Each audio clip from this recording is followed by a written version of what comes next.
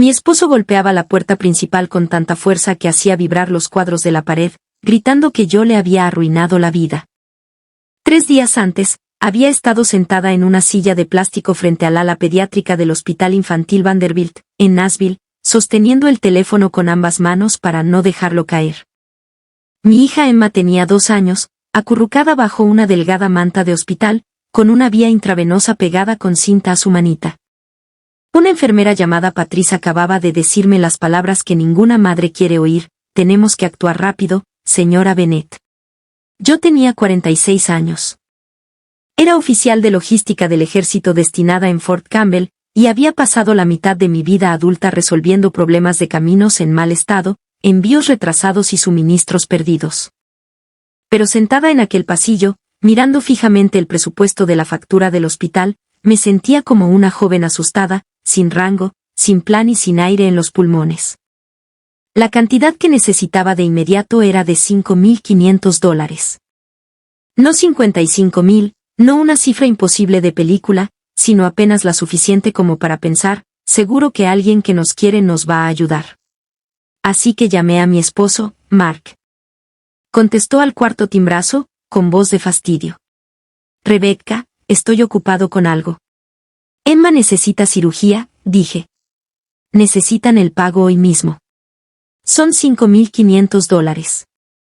Hubo una pausa, pero no la que yo necesitaba. Sin miedo, sin pánico. Nada de voy para allá. En cambio, dijo, acabamos de cerrar la compra de la casa de playa. Parpadeé, mirando la pared beige del hospital. ¿Qué? La casa en Destin. Tenemos cada dólar comprometido ahora mismo. Nuestra hija está en una cama de hospital. Bajó la voz, como si yo lo estuviera avergonzando en público. Tendrás que arreglártelas tú sola. Antes de que pudiera responder, escuché a su madre de fondo. Linda tenía esa voz cortante de señora de iglesia, capaz de cortar tela. Entonces intervino: deja de llamar a mi hijo, dijo. Ve y pídele ayuda al ejército. La línea se cortó. Me quedé con el teléfono pegado a la oreja mucho después de que terminara la llamada. Al otro lado del pasillo zumbaba una máquina expendedora. En algún lugar cercano, un bebé lloraba, y un médico se reía suavemente de algo que había dicho una enfermera, como si la vida normal tuviera el descaro de seguir su curso. No lloré de inmediato. Doblé el presupuesto por la mitad, y luego otra vez, hasta que el papel quedó lo bastante pequeño como para caber en la palma de mi mano. Esa noche, cerca de las 7:40, el padre de Mark, Harold Bennett, vino caminando por el pasillo con pantalones caqui y una vieja gorra de Vanderbilt. Se veía más pequeño de lo que recordaba. No preguntó dónde estaba Mark. No defendió a Linda. Simplemente se sentó a mi lado, metió la mano en el bolsillo de su chaqueta y deslizó en la mía un sencillo sobre blanco. Toma esto, dijo. Harold, no puedo. Sí que puedes. Tenía los ojos húmedos, pero su voz se mantuvo firme. Luego se inclinó y susurró: no abras la carta que hay dentro hasta que llegues a casa. Fue entonces cuando comprendí que aquel sobre no era solo ayuda. Era una advertencia. Esa noche no abrí el sobre de Harold. No pude. Emma por fin se había quedado dormida después de horas de exámenes, extracciones de sangre y médicos entrando y saliendo de su habitación. Los monitores junto a su cama emitían pitidos en un ritmo lento y constante que, de alguna manera, hacía que el silencio se sintiera aún más pesado. Me senté en el sillón reclinable junto a la ventana, con aquel sencillo sobre blanco sobre el regazo. Por primera vez en 22 años de matrimonio, comprendí que tenía miedo de lo que la verdad pudiera revelar. Afuera, el horizonte de Nashville brillaba más allá del estacionamiento. Mi macuto del ejército seguía sin abrir en el rincón. Había salido de Fort Campbell tan rápido esa mañana que ni siquiera había sacado mi uniforme antes de correr con Emma al Vanderbilt. Cerca de la medianoche, finalmente rompí el sello. Lo primero que vi fue un cheque de caja, $5,500. Lo miré fijamente hasta que las cifras se volvieron borrosas. Luego desdoblé la carta escrita a mano por Harold. Su letra se veía temblorosa. Rebecca, por favor no discutas conmigo por este dinero. Emma lo necesita ahora. Ojalá hubiera hablado antes. Seguí esperando que Mark entrara en razón. No lo hizo. Te ha estado mintiendo desde hace mucho más tiempo del que te imaginas. Eso era todo. Sin explicaciones largas. Solo una frase que me revolvió el estómago. Doblé bien la carta y la guardé de nuevo dentro del sobre. A la mañana siguiente, bajé a la oficina de facturación y entregué el cheque de caja. La mujer detrás del mostrador sonrió. Ya está todo listo, señora Carter. Escuchar esas palabras casi me hizo llorar. La cirugía de Emma por fin podría seguir adelante. Cuando regresé arriba, Harold me esperaba fuera de la habitación con 2 vasos de café de la cafetería del hospital. Supuse que el tuyo ya estaría frío, dijo. Me conocía demasiado bien. Nos sentamos juntos en el pasillo mientras Emma dormía. Durante varios minutos, ninguno de los dos habló. Finalmente, hice la pregunta que había estado atorada en mi pecho toda la noche. ¿Por qué escribiste esa carta? Harold se quedó mirando fijamente su café. ¿Por qué debía habértelo dicho hace años? No lo interrumpí. Cuando tú y Mark se casaron, dijo en voz baja, pensé que él se convertiría en el hombre que merecías. Soltó una risita triste. Seguí esperando. Eso me dolió más de lo que esperaba, continuó. Tú estabas desplegada. Te perdiste cumpleaños, aniversarios, mañanas de Navidad, pero cada vez que volvías, actuabas como si fueras tú la afortunada. Sonreí levemente. Lo era. No, dijo, mirándome directamente. Tú eras quien cargaba con todo. Sus palabras trajeron de vuelta recuerdos que había pasado años apartando. Recordé enviar por correo los cheques de mi despliegue desde Kuwait, tomar tareas adicionales porque el pago libre de impuestos ayudaba a cubrir el negocio de techado de Mark, que apenas se sostenía. Y vivir en viviendas militares mientras él construía su empresa cliente por cliente. Cuando nació Emma, rechacé un ascenso porque otro destino nos habría obligado a mudarnos al otro lado del país. Esa noche, Mark me había abrazado, nunca olvidaré lo que estás sacrificando por nosotros. Al parecer, ya lo había olvidado. A medida que su negocio crecía, las pequeñas cosas empezaron a cambiar. Dejó de preguntarme cómo me había ido el día. Ponía los ojos en blanco cada vez que mencionaba otro ejercicio de entrenamiento. Linda nunca perdía la oportunidad de recordarme lo que pensaba. Una niña necesita a su madre, decía durante la cena de acción de gracias, no otra medalla. Por lo general, yo sonreía y cambiaba de tema. Parecía más fácil. Ahora, sentada junto a Harold en el pasillo del hospital, me preguntaba cuántas pequeñas concesiones se habían convertido silenciosamente en un error enorme. Harold metió la mano en el bolsillo y me entregó un recibo doblado. Ayer retiré la mayor parte de mis ahorros para el retiro. Lo miré, atónita. ¿Usaste tu jubilación? Asintió. Para Emma. Te lo voy a devolver. Sonrió con dulzura. Sé que lo harías. Antes de que pudiera decir algo más, apoyó una mano en mi hombro. Rebecca, su voz bajó casi hasta un susurro, la casa de playa. Vaciló. No está solo a nombre de Mark por accidente. Sentí que el corazón se me aceleraba. Hay cosas que no sabes. No le respondí a Harold de inmediato. El pasillo de pronto se sintió más frío, aunque estábamos a finales de julio. ¿A qué te refieres? Pregunté finalmente. Miró hacia el fondo del corredor antes de hablar, casi como si quisiera asegurarse de que nadie escuchaba. La casa de playa no debía ser solo de Mark. Fruncí el ceño. No entiendo. Por un segundo, pensé que lo había escuchado mal. Harold dio un lento sorbo a su café. Hace unas 6 semanas, Mark me pidió que revisara unos documentos del cierre. Ya sabes que siempre se me han dado mejor los papeleos que a él. Asentí. Los dejó sobre la mesa del comedor mientras atendía una llamada, continuó. Se le tensó el rostro. No estaba husmeando. Solo revisaba las cifras, como él me había pedido. Metió la mano en el bolsillo de su chaqueta y desdobló un pequeño papel. Copié esto antes de irme. Era la dirección de la propiedad en Destin, Florida. Debajo había una nota escrita a mano, propietario, Mark Bennett. Nada más. ¿Sin copropiedad? Pregunté.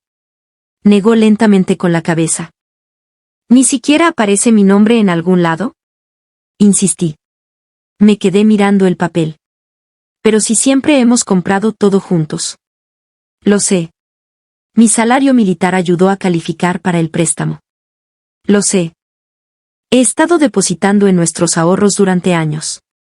Lo sé. Cada respuesta sonaba como otro ladrillo cayéndome sobre el pecho.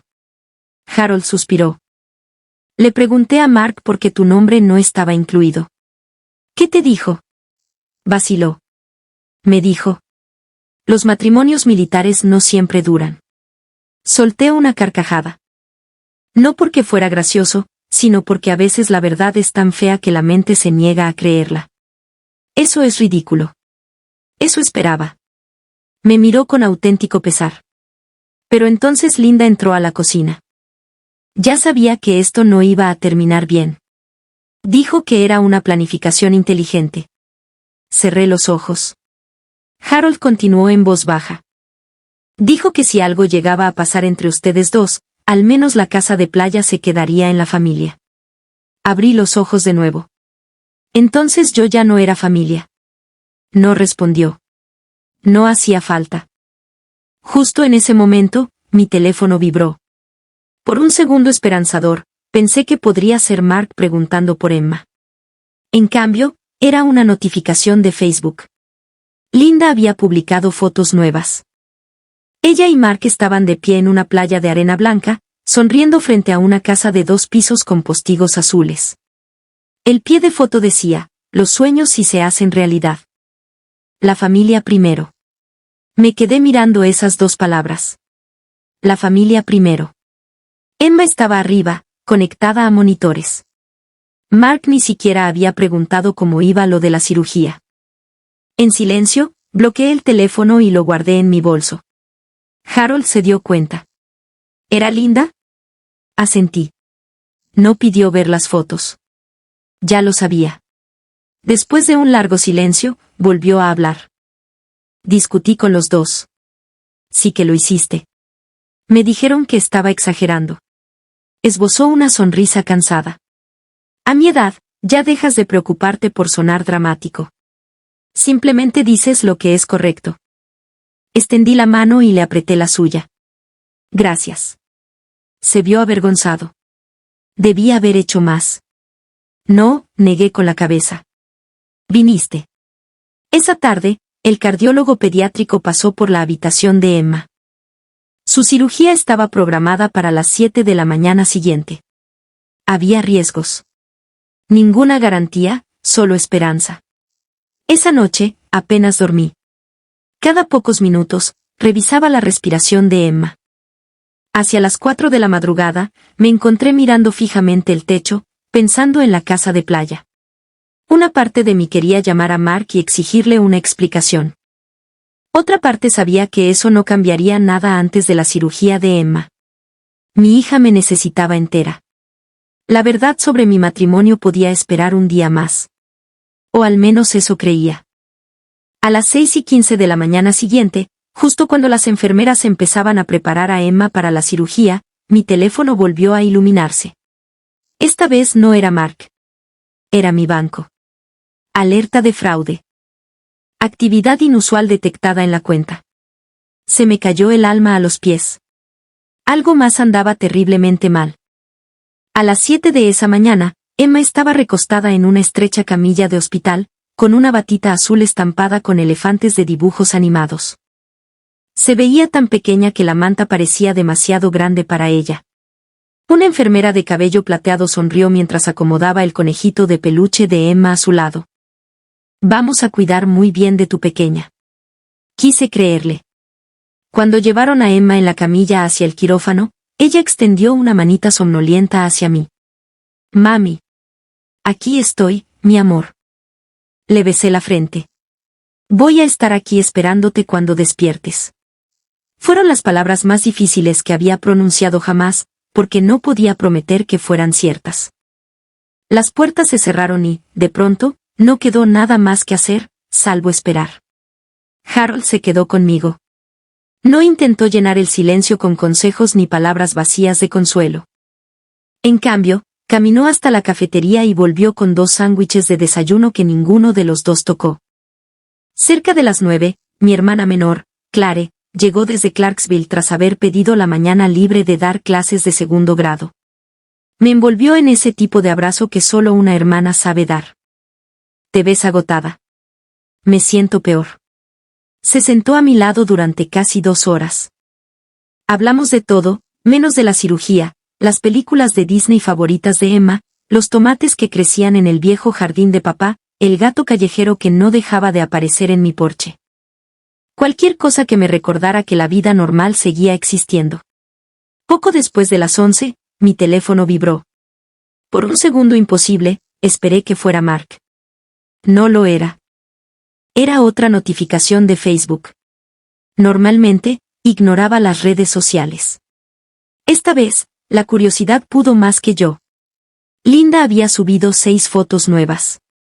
Mark estaba descalzo en la terraza de la casa de playa, con una copa de champán en la mano. Linda sonreía a su lado. Un pie de foto decía, por fin celebrando todo nuestro esfuerzo. Otro decía, bendecidos más allá de las palabras. Me quedé mirando la pantalla hasta que Clare, en silencio. Me quitó el teléfono de la mano. No necesitas esto hoy, lo puso boca abajo. Ya tienes suficiente con qué cargar. Tenía razón. Aún así, las imágenes se quedaron grabadas en mi mente. Copas de champán, vistas al mar, mi hija tendida en una mesa de operaciones.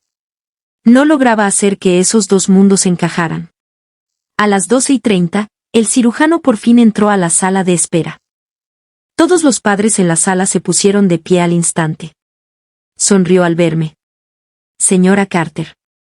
Las rodillas casi me fallaron. La cirugía salió bien. No escuché nada más durante varios segundos. Clare rompió a llorar antes que yo. Harold, en silencio, se quitó los lentes y se secó los ojos. El cirujano explicó que Emma pasaría los próximos días en la unidad de cuidados intensivos pediátricos. La recuperación tomaría tiempo. Habría citas de seguimiento, medicamentos, mucha paciencia, pero él se mostraba optimista. Esa única palabra, optimista. Se sintió como si alguien hubiera abierto una ventana después de días de oscuridad. Más tarde esa tarde, finalmente me senté junto a la cama de Emma en la UCI. Todavía dormía, rodeada de tubos y monitores, pero su respiración se veía tranquila.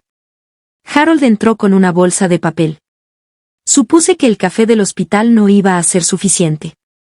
Dentro había mis galletas de mantequilla de maní favoritas y un café recién hecho de una cafetería a pocas cuadras de ahí. Se había acordado. Mark ni siquiera había recordado mi cumpleaños el año anterior, pero su padre recordaba que bocadillos me gustaban en los días de estrés. La vida tiene una forma extraña de mostrarte quién realmente te ve. Justo antes del atardecer, mi teléfono volvió a vibrar. Esta vez no era una red social. Tampoco era Mark. Era un mensaje de mi banco pidiéndome que confirmara varias transferencias en línea que yo jamás había autorizado.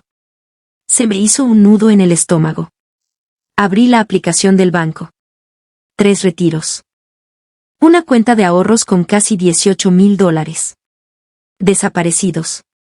Me quedé mirando el teléfono hasta que las cifras dejaron de parecer reales. Saldo de ahorros, $842.17.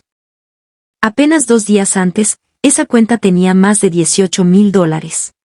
Por un momento, pensé que tal vez el hospital había cometido un error. Quizás el seguro había procesado algo 2 veces. Quizás la aplicación estaba fallando. Actualicé la pantalla. Nada cambió. 3 transferencias en línea, 3 montos distintos, todos completados en las últimas 48 horas. La UCI de pronto se sintió demasiado silenciosa. Emma seguía durmiendo tranquilamente, su pequeño pecho subiendo y bajando bajo la manta. Guardé el teléfono en el bolsillo y salí al pasillo antes de llamar al banco. Después de responder 3 preguntas de seguridad, la representante preguntó, «Señora Carter, ¿autorizó usted estas transferencias?» «No». Se puso muy seria. «Voy a congelar la cuenta de inmediato». ¿Puede decirme a dónde fue el dinero? Lo siento, solo puedo decirle que fue transferido a otra cuenta bajo una autorización conjunta. ¿Autorización conjunta? Esas dos palabras me golpearon más fuerte de lo que esperaba. Mark y yo habíamos compartido esa cuenta durante años. Le di las gracias, colgué y me recosté contra la pared. Harold me encontró unos minutos después. Te ves como si hubieras visto un fantasma. Le entregué mi teléfono. Se ajustó los lentes y leyó despacio las transacciones. Se le hundieron los hombros. Me temía esto. ¿Lo sabías? No, negó rápidamente con la cabeza. Solo sabía que Mark había empezado a ocultar cosas. Quise sentir rabia. En cambio, sentí cansancio. 22 años de matrimonio de pronto se sintieron como una pila de papeles que alguien había triturado en silencio mientras yo no miraba. Esa noche, después de que trasladaran a Emma de cuidados intensivos a una habitación pediátrica normal, Clare me convenció de ir a casa a ducharme y cambiarme de ropa. Vas a pensar con más claridad después de dormir unas horas. Tenía razón. Entrar a mi propia casa se sintió extraño. Todo se veía exactamente igual. Los crayones de Emma seguían sobre la mesa de la cocina. Sus botitas rosadas para la lluvia estaban junto a la puerta trasera. La vida se había detenido en medio de un martes cualquiera. Mientras subía mi bolso de viaje al piso de arriba, noté que la puerta de la oficina de Mark estaba entreabierta. Normalmente no habría entrado, pero ya nada en mi vida se sentía normal. La habitación olía levemente a cedro y tinta de impresora. Su escritorio estaba inusualmente ordenado. Sin embargo, uno de los cajones no cerraba del todo. Lo abrí. Dentro había varias carpetas etiquetadas con nombres de proveedores de techado. Debajo había un grueso sobre de Manila, sin etiqueta, solo una liga sosteniéndolo todo junto. Casi lo volví a guardar. Casi. En cambio, lo abrí. El primer documento era el estado de cierre de la casa de playa. El segundo, los papeles de la hipoteca. Luego vi mi propio nombre, o más bien algo que pretendía ser mi nombre. La firma se parecía lo suficiente como para que la mayoría de la gente no lo notara, pero yo lo noté de inmediato. No era la mía. La R se curvaba al revés. El apellido se inclinaba demasiado hacia la derecha. Quien la firmó había copiado mi letra, no la había escrito de verdad. Me senté en la silla de la oficina de Mark porque las piernas de pronto me flaquearon. Había más documentos debajo, solicitudes de préstamo, estados de ingresos, registros de pago militar, copias de mis comprobantes de licencia y sueldo. Había usado mi salario del ejército para fortalecer la solicitud de la hipoteca sin decírmelo jamás. Fotografié cuidadosamente cada página con el teléfono antes de devolver todo exactamente a donde lo había encontrado. Para cuando cerré la puerta principal detrás de mí, una cosa había quedado dolorosamente clara: esto no era solo un matrimonio desmoronándose. Alguien había cometido fraude. A la mañana siguiente, antes de volver al hospital, hice una llamada. Me llamo Rebecca Carter, le dije a la recepcionista. Necesito una cita con el mejor abogado de derecho familiar que tengan. Ella hizo una sola pregunta sencilla: ¿es una emergencia? Miré hacia el Hospital Infantil Vanderbilt, al otro lado del estacionamiento. Sí, respondí en voz baja. Lo es. La oficina de la abogada estaba en un edificio de ladrillo rojo, muy cerca de Western Avenue, a solo unos minutos del hospital. Para entonces, Emma dormía cómodamente después de la terapia física, y Clare había insistido en quedarse con ella toda la tarde. Tienes que hacer esto, me dijo. Emma necesita una madre que no cargue con el mundo entero ella sola. Tenía razón. La recepcionista me llevó a una sala de junta silenciosa, donde conocí a Susan Whitaker, una abogada de derecho familiar que aparentaba tener poco más de 60 años. Tenía ojos amables, cabello plateado y la calma serena de alguien que había pasado décadas viendo a familias desmoronarse. No me apresuró. Simplemente preguntó: Rebecca, cuénteme qué pasó. Así que lo hice. El hospital, la llamada telefónica, la casa de playa, Linda, Harold, el dinero desaparecido. Finalmente, le entregué mi teléfono con las fotografías que había tomado en la oficina de Mark. Susan estudió cada documento con cuidado. Amplió la imagen de la firma. Luego me miró. ¿Firmó usted esto? No. ¿Alguna vez le dio permiso a su esposo para firmar en su nombre? Jamás. Se recostó en su silla. Esto no es solo un asunto de divorcio. Me temía que dijera eso. No, respondió con suavidad. Debería sentirse aliviada. La miré, confundida. Juntó las manos. Porque los hechos son más difíciles de rebatir que los sentimientos. Esa frase se quedó conmigo. Durante días me había estado haciendo preguntas imposibles. ¿Estaba exagerando? ¿El ejército me había quitado demasiado tiempo? ¿De alguna manera había alejado a Mark? Susan interrumpió esos pensamientos sin siquiera saber que existían. Esto no se trata de si usted ha sido una esposa perfecta, dio unos golpecitos sobre los papeles de la hipoteca. Se trata de si alguien violó la ley. Por primera vez desde que habían internado a Emma, sentí que los hombros se me relajaban. Había una diferencia entre el dolor y la evidencia. Susan me dio un bloc de notas amarillo. A partir de hoy, quiero que escriba todo lo que recuerde. Todo, fechas, conversaciones, cuentas bancarias, despliegues, compras, hasta los detalles más pequeños. Sonreí débilmente. Llevo 25 años llevando registros militares. Bien, dijo. Trate esto de la misma manera. Esa noche, tras volver al hospital, empecé a armar una línea de tiempo: Fort Campbell, nuestra boda, la apertura de la empresa de techado de Mark, cada despliegue, cada depósito grande. Cada devolución de impuestos, cada vez que transferí dinero a los ahorros. Las páginas se llenaron más rápido de lo que esperaba. Empezaron a aparecer patrones. El dinero desaparecía después de casi cada despliegue.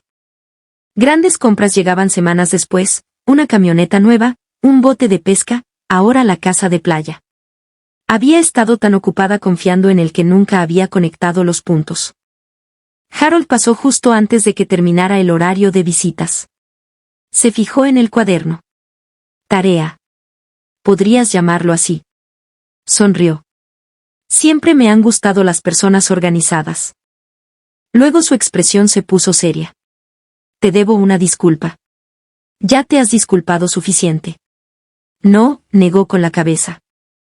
Pasé demasiados años convenciéndome de que quedarme callado mantenía unida a la familia. Miró hacia la habitación de Emma. No fue así. Ninguno de los dos habló durante varios instantes. Finalmente, extendí la mano y le apreté la suya. Viniste cuando de verdad importaba. Se le llenaron los ojos de lágrimas. Tú también. Esa noche, mi teléfono volvió a vibrar. Mark. Su primera llamada en 4 días. Dejé que sonara hasta que saltó el buzón de voz. 1 minuto después, otra llamada. Luego otra. Finalmente llegó un mensaje: Rebecca, tenemos que hablar. Papá no contesta el teléfono. ¿Qué te dijo?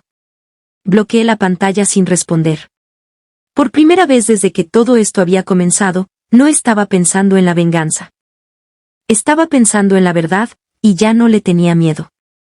Emma volvió a casa 5 días después. Cruzar la puerta principal con ella se sintió como devolver la luz del sol a la casa. Todavía estaba débil, y su pequeño pecho tenía una incisión cuidadosamente vendada, pero volvía a sonreír.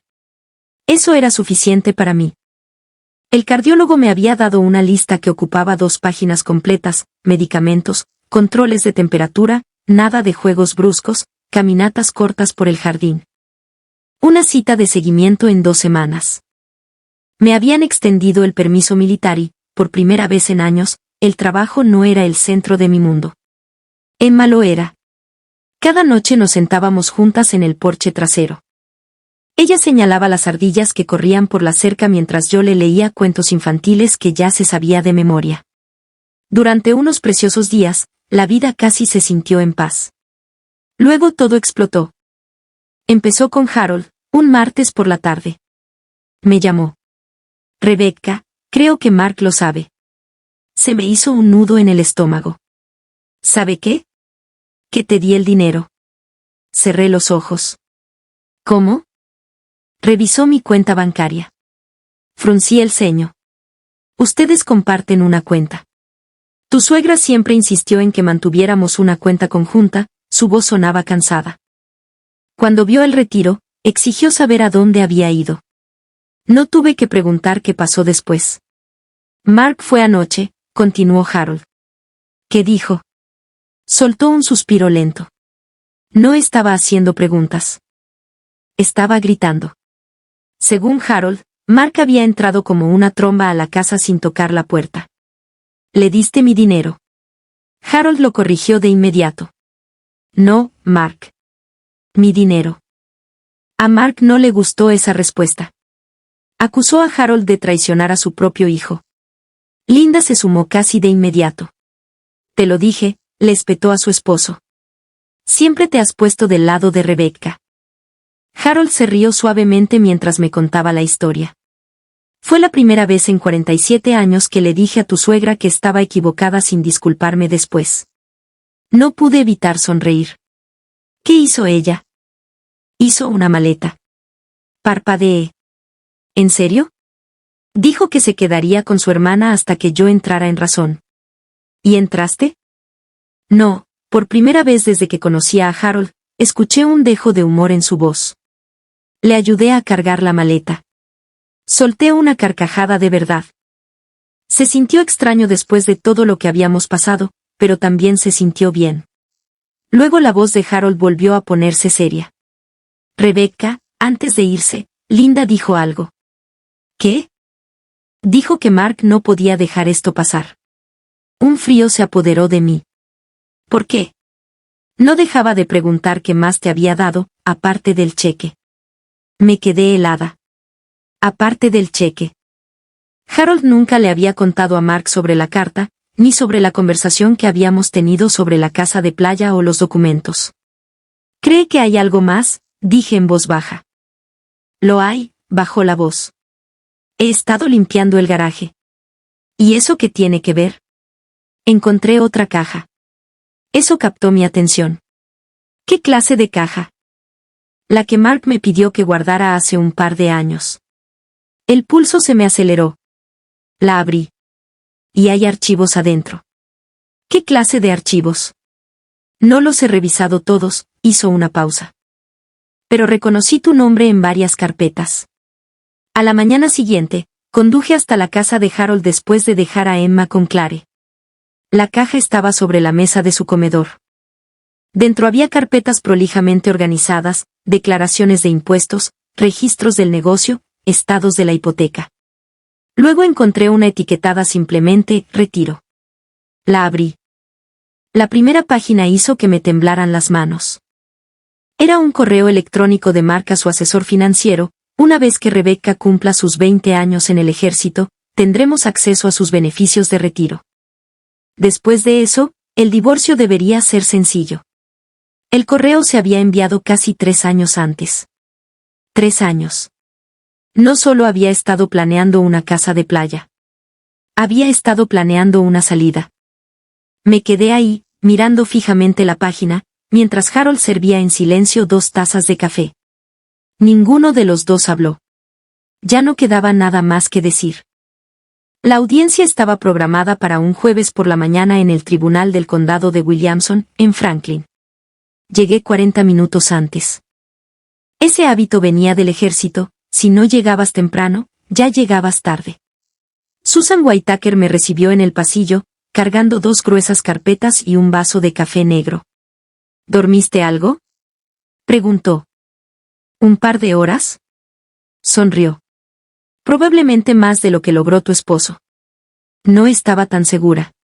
Mark siempre había sido bueno para parecer seguro, incluso cuando no lo estaba. Susan y yo entramos juntas a la sala del tribunal. No fue ni de cerca tan dramático como lo pintan en la televisión. No había público abarrotado, ni periodistas, solo bancas de madera pulida, conversaciones en voz baja y gente esperando a que comenzaran sus propias mañanas difíciles. Mark ya estaba ahí. Llevaba puesto el traje azul marino que yo le había comprado para nuestro 20º aniversario.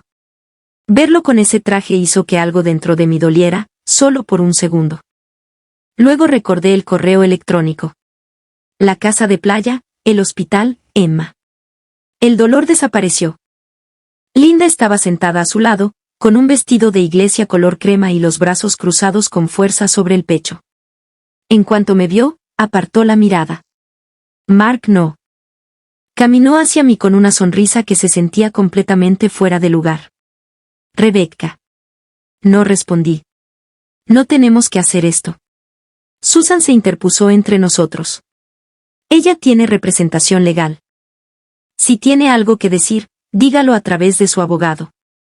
La sonrisa de Mark se desvaneció. Su abogado lo llamó justo cuando se abrían las puertas de la sala. Todos de pie. La audiencia comenzó.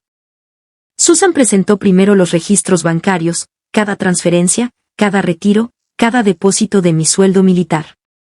Cada documento estaba fechado, organizado y era fácil de seguir.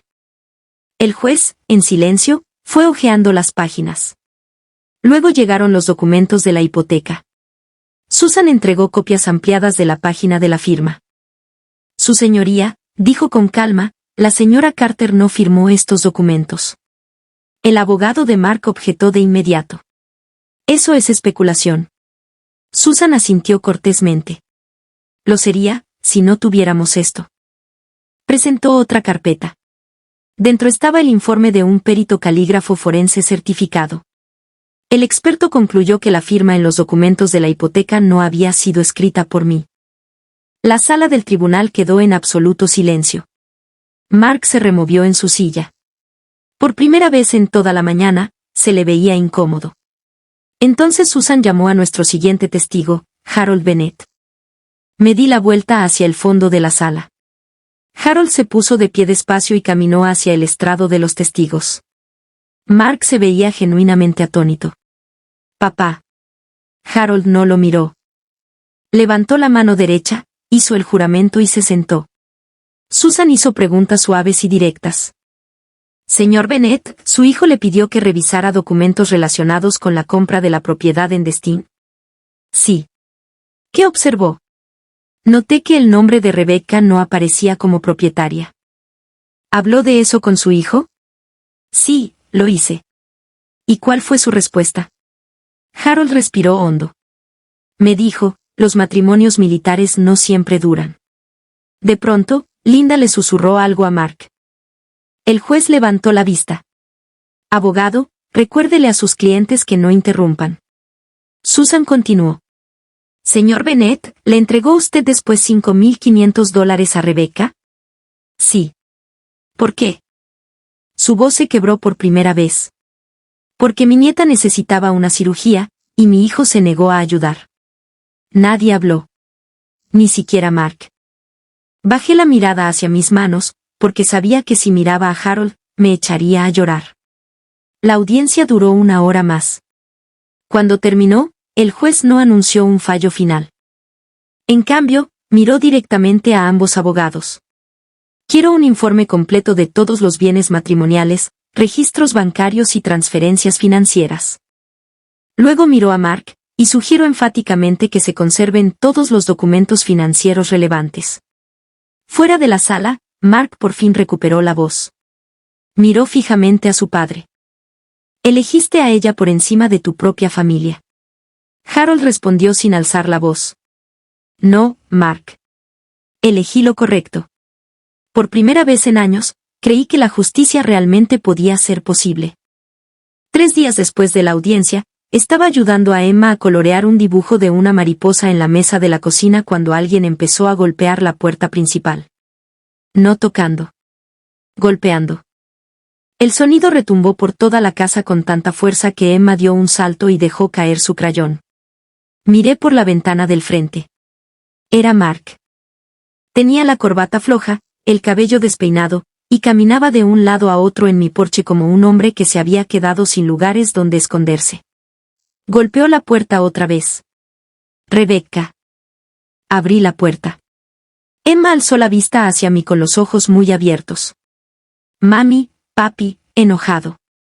Me arrodillé junto a ella y le aparté un mechón de cabello del rostro. ¿Está bien, mi amor?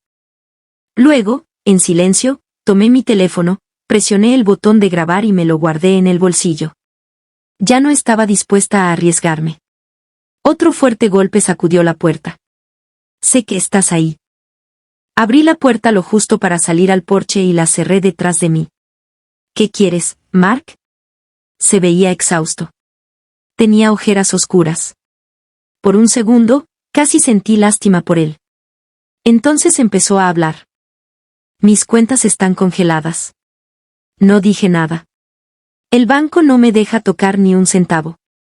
Seguí sin decir nada. La línea de crédito de la empresa de techado está suspendida. Me apuntó con un dedo furioso. Esto es por tu culpa. No, respondí con calma. Es por las decisiones que tú tomaste. Se le puso la cara roja. Tú y mi padre me tendieron una trampa. Yo no te obligué a firmar con mi nombre. Se quedó paralizado. Por primera vez, vi verdadero miedo en sus ojos. No entiendes. Entiendo perfectamente. Bajó la voz. Rebecca, si esos investigadores terminan de revisarlo todo, se detuvo. Esperé. Finalmente soltó la pregunta que había venido a hacer. ¿Qué había en ese sobre que te dio papá? Ahí estaba. No, ¿cómo está Emma? No, se está recuperando nuestra hija. El sobre. Eso era lo que lo había traído hasta mi porche. Lo miré directamente a los ojos. Sigue sin entenderlo. Se le tensó la mandíbula. Necesito ese sobre. No. Ni siquiera sabes qué hay dentro. Casi sonreí. Sé lo suficiente. Dio un paso más cerca. Dámelo. Di un paso atrás. Vete. En cambio, extendió la mano hacia mi brazo. Antes de que pudiera tocarme, otra voz cortó el aire del patio. Quítale la mano de encima. Era Harold. Acababa de estacionarse en la entrada, con una bolsa de víveres en el asiento del pasajero. Mark se dio la vuelta de golpe. Papá, dile. Harold caminó hacia nosotros sin alzar la voz. Ya lo hice. Lo has arruinado todo. Harold miró a su hijo largo rato. No, tú te lo hiciste solo. A Mark se le hundieron los hombros. Por primera vez, se veía menos enojado que desesperado. Dicen que podría perder la empresa. Harold asintió. Es posible. La casa de playa. Esa también podrías perderla. Mark se hundió las manos en el cabello. Esto no debía pasar así. No pude evitar responder. No, no debía. Esperabas que me quedara callada. Me miró fijamente. Después de un largo silencio, susurró, nunca pensé que ibas a defenderte. Sentí que algo dentro de mí por fin se asentaba. No me estaba defendiendo. Estaba protegiendo a nuestra hija.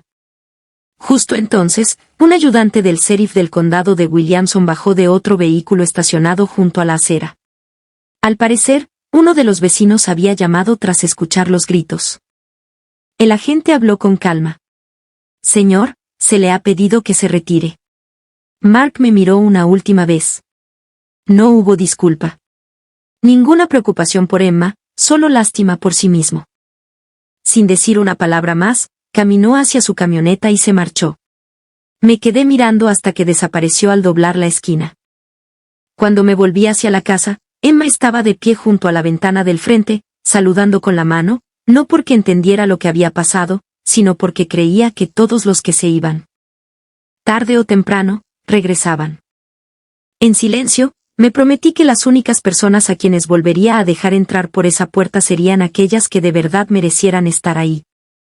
El divorcio se finalizó poco más de 6 meses después. Sucedió una fresca mañana de martes en noviembre, con hojas anaranjadas cubriendo el césped del tribunal en Franklin. No hubo discursos dramáticos, ni aplausos, ni celebración, solo un juez firmando la orden final, agradeciendo a ambos abogados y deseándonos lo mejor. A veces, los momentos más grandes de la vida llegan casi en silencio. Para entonces, la investigación financiera había descubierto mucho más de lo que jamás imaginé. Mark había usado mi ingreso militar para asegurar préstamos sin mi conocimiento. Había transferido dinero de nuestras cuentas conjuntas mientras yo estaba desplegada. Había firmado documentos usando mi nombre. El tribunal le ordenó devolver lo que debía, y varios bienes, incluida la casa de playa, fueron vendidos para saldar el fallo financiero.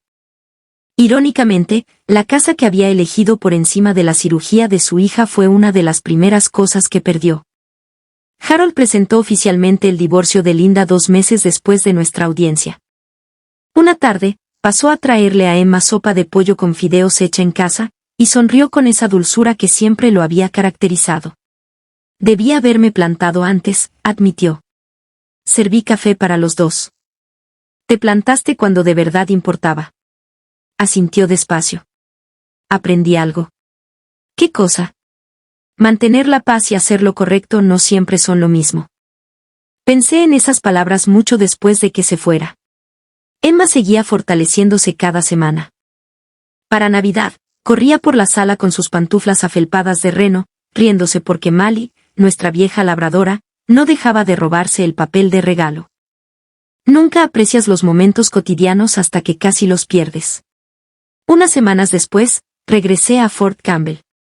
Volver a entrar a la base se sintió distinto esta vez. No porque mi trabajo hubiera cambiado, sino porque yo había cambiado. Durante años creí que ser fuerte significaba cargar con todo yo sola, aceptar cada tarea adicional, hacer cada sacrificio. Buscar excusas para quienes dejaban de estar presentes justo cuando más los necesitaba. Ya no lo creo. La verdadera fortaleza no consiste en soportar una decepción interminable. Consiste en reconocer cuando el amor se ha vuelto unilateral, y tener el valor de elegir algo más sano. Mirando atrás, no creo que la venganza fuera jamás mi meta.